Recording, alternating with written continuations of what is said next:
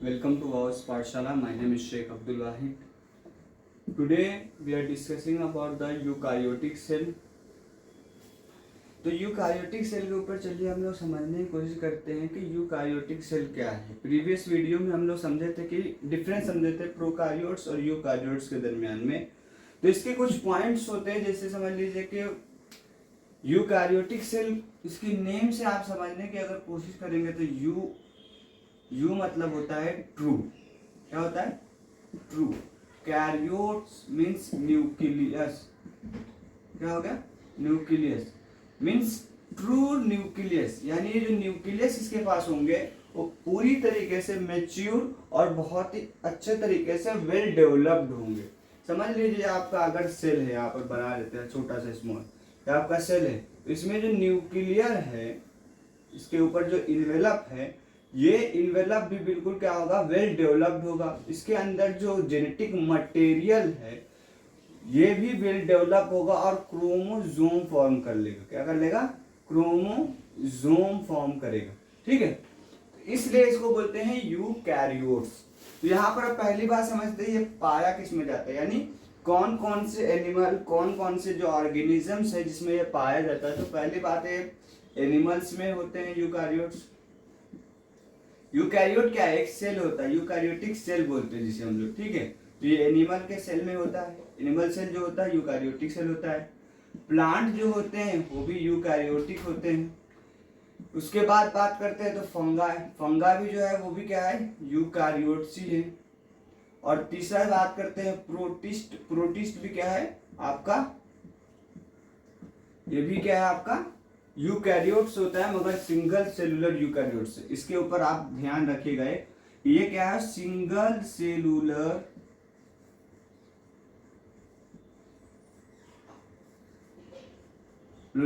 Eukaryotes.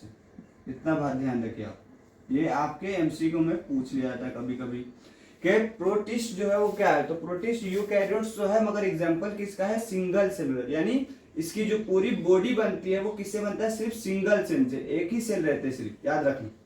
ठीक है, जबकि फंगाई, एनिमल्स और प्लांट जो है वो क्या हो गया? आपके मल्टी सेलुलर ऑर्गेनिजम्स है, means they have a lot of cells. ठीक है, इसलिए इसको मल्टी सेलुलर कहते हैं। अब हम लोग यहाँ पे समझने की कोशिश करते हैं यूकैरियोटिक सेल में क्या क्या हम लोग को अंदर पाया जा सकता है। यूकैरियोटिक सेल में हम लोग के क्या क्या फीचर्स जो है हम लोग को पता चल सकता है, उसमें क्या क्या हो सकते हैं। तो पहली बात हम लोग यहाँ पर समझे, यूकैरियोट्स में क्या होगा? वेल डेवलप्ड न्यूक्लियस होंगे। अब बात करते हैं दूसरी चीज की, तो वो समझते हैं ऑर्गेनल्स के। ऑर्गेनल्स क्या है? मैंने पहले ही बताया था, ऑर्गेनल्स जो होते हैं वो पाए जाते हैं ऑर्गेनेल्स। ये ऑर्गन नहीं है, ऑर्गेनल्स है। ये क्या होता है? आपके सेल के अंदर जो ऑर्गन के जैसा स्ट्रक्चर पाया जाता है, जैसे बॉडी के अंदर जो ऑर्गन होता है हार्ट हो गया, तो उसी तरीके से सेल के अंदर जो ऑर्गन जैसे स्ट्रक्चर पाया जाता है उसको हम लोग बोलते हैं ऑर्गेनल्स। इसी तरीके से इसको बनाया गया, उसका नेम रखा गया। एग्जांपल देख लीजिए यहाँ पर, जैसे माइटोकॉन्ड्रिया हो गया, माइटोकॉन्ड्रिया हो गया, इंडोप्लाज्मिक रेटिकुलम हो गया,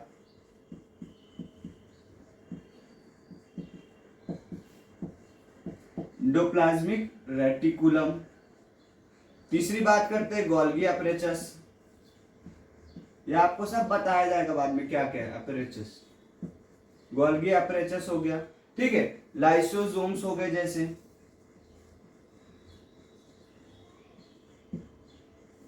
राइबोसोम्स हो गए। तो राइबोसोम जो है वो क्या होता है आपका?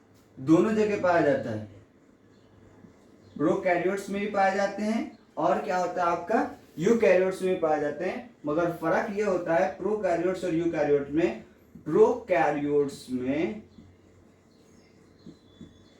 राइबोसोम 70S पाया जाता है, जबकि यूकैरियोट्स में ये 80S पाया जाता है।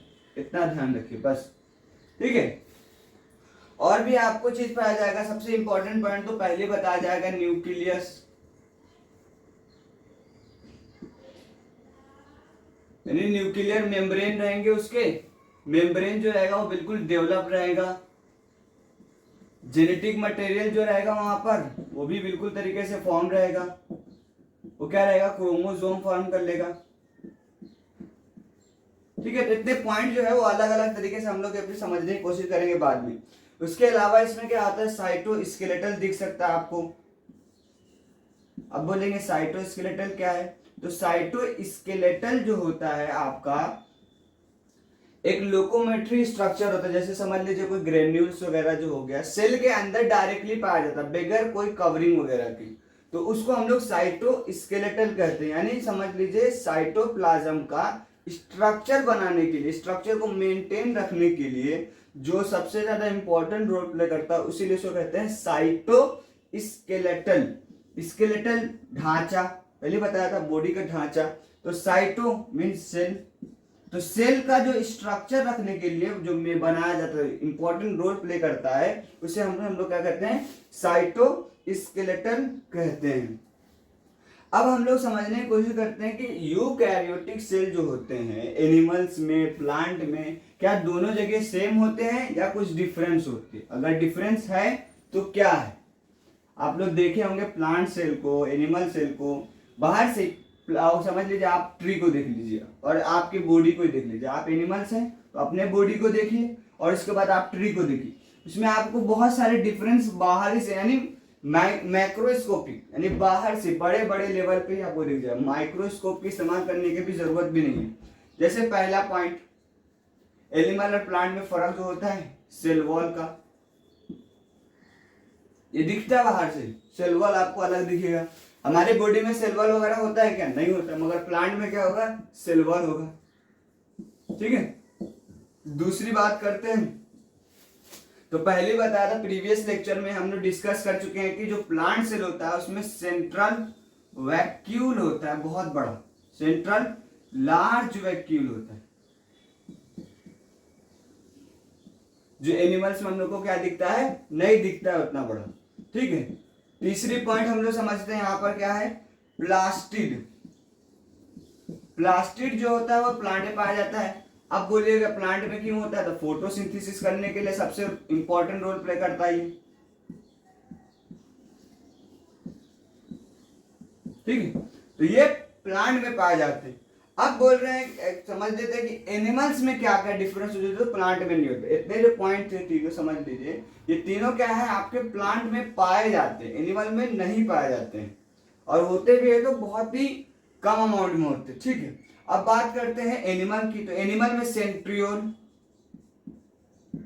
सेंट्रियोल्स जो होता है वो आपको क्या होता है, एनिमल में पाया जाता है, जबकि प्लांट में नहीं होता है। अब ये सेंट्रियोल्स किस चीज में काम करता है, तो सेल डिवीजन में मदद करता है। किसे मदद करता है, सेल डिवीजन में। जब सेल डिवीजन वाला चैप्टर पढ़ेंगे तो उसमें समझ में आएगा किस तरीके से ये मदद करता है। तो ये हो गया इसका इंपॉर्टेंट पॉइंट कि सेल डिवीजन में मदद करता है। जो सेंट्रियोल वो एनिमल में पाया जाता है, प्लांट में नहीं होता है। प्लांट में सेल वॉल होता है तो एनिमल में नहीं होता है।